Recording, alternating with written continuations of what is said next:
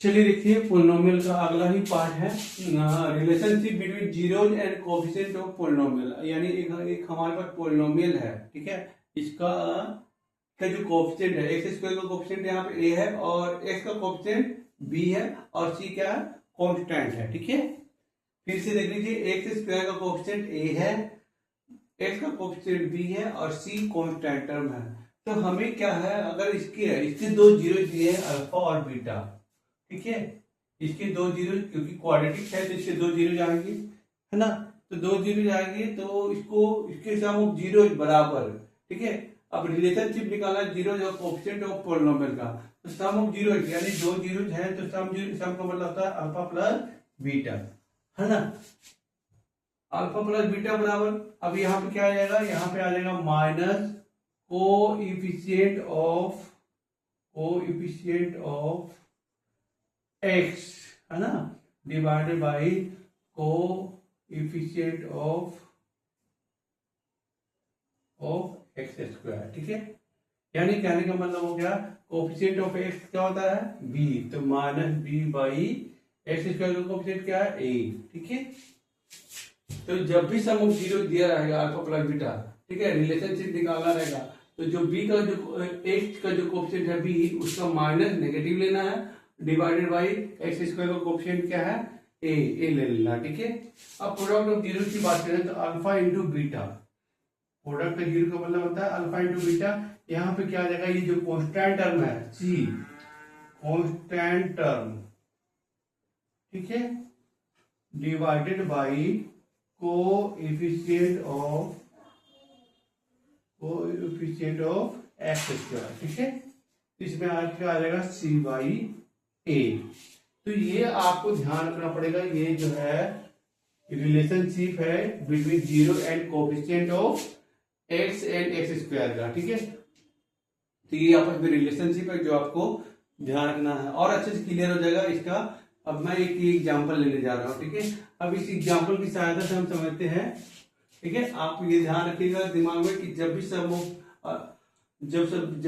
Of zero जो दिया रहे, यानी दो जीरो अल्फा और बीटा, तब आपको लेना है एक्स का जो कोएफिशिएंट है उसको नेगेटिव में लेना है, डिवाइडेड बाई एक्स स्क्वायर का कोएफिशिएंट यानी ए लेना है, ठीक है। यानी माइनस बी बाई ए आ गया। अब प्रोडक्ट ऑफ जीरो लेना है यानी अल्फा इंटू बीटा करना है, तब आपको पास क्या होना चाहिए, कांस्टेंट टर्म और डिवाइडेड बाई एक्स स्क्वायर का जो कोएफिशिएंट है यानी ए लेना है, ठीक है। तो नीचे हमेशा कोएफिशिएंट ऑफ एक्स स्क्वायर है, दोनों ही कंडीशन क्या आ रहा है, कोएफिशिएंट ऑफ एक्स स्क्वायर ही आ रहा है, नीचे ए ही आ रहा है, ठीक है। बस आपको सम ऑफ जीरो में ध्यान रखना, ऊपर माइनस भी आना चाहिए और प्रोडक्ट में सी बाई ए आना चाहिए, ठीक है। अगर सम ले रहे हैं तो माइनस बी, अगर प्रोडक्ट ले रहे हैं तो सी, बाकी नीचे में ए रहेगा, ठीक है। चलिए आगे देखते हैं।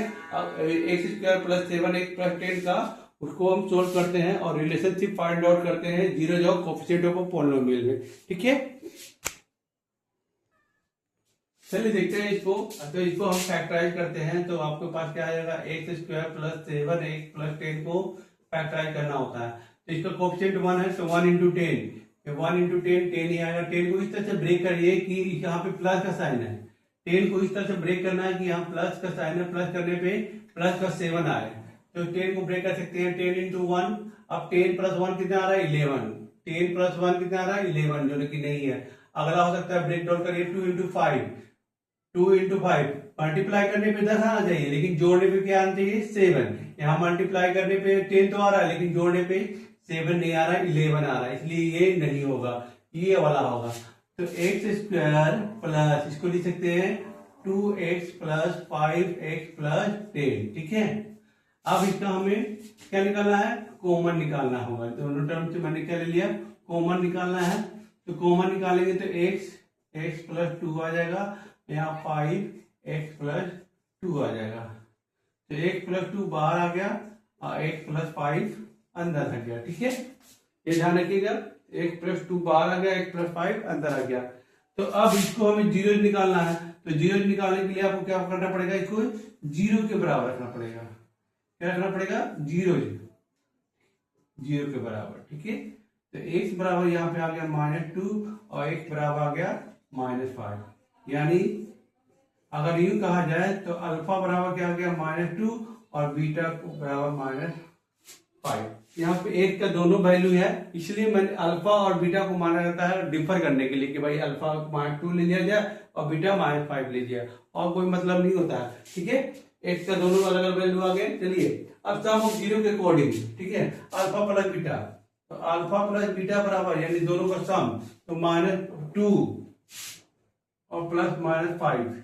अब इन दोनों को जोड़ते हैं तो -2 -5 कितना आ गया -7। अब देखते हैं कोएफिशिएंट से, ये तो मैंने सम ऑफ जीरो किया।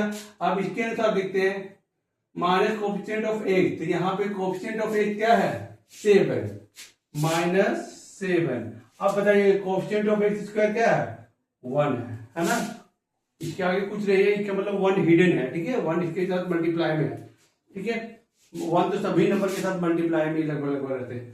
तो यहाँ देखिए दोनों क्या हो रहे हैं, मैच हो रहे हैं। देखिए जीरो और कोएफिशिएंट के बीच में रिलेशनशिप आ रहा है। ठीक है, अब प्रोडक्ट ऑफ जीरो के बराबर क्या पढ़े हैं, कांस्टेंट टर्म, तो इसमें कांस्टेंट टर्म क्या है 10।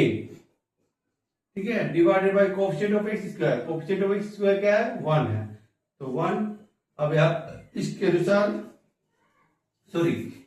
पहले मल्टीप्लाई कीजिए, अल्फा हो जाएगा -2 और बीटा हो जाएगा -5।